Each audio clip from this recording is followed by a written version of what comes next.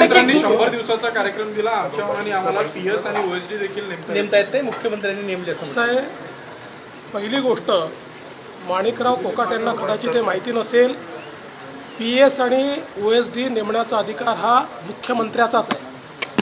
त्याचा प्रस्ताव मंत्री मुख्यमंत्र्याकडे पाठवतात आणि मुख्यमंत्री त्याच्यावर अंतिम निर्णय करतात। हे काही नव्याने होत नाही।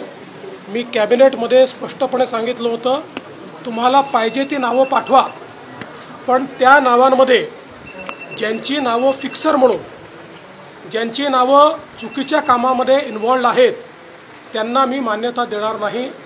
आत्तापर्यंत माझ्याकडे 125च्या जवळपास नावं आली, त्यातली 109 नावं मी क्लिअर केलेली आहेत, उर्वरित नावं मी क्लिअर केली नाहीत। कारण कुठल्या ना कुठला आरोप त्यांच्यावर आहे, कुठली ना कुठली चौकशी चाललेली आहे, किंवा मंत्रालयामध्ये त्यांच्याबद्दल परसेप्शन हे फिक्सरचं आहे।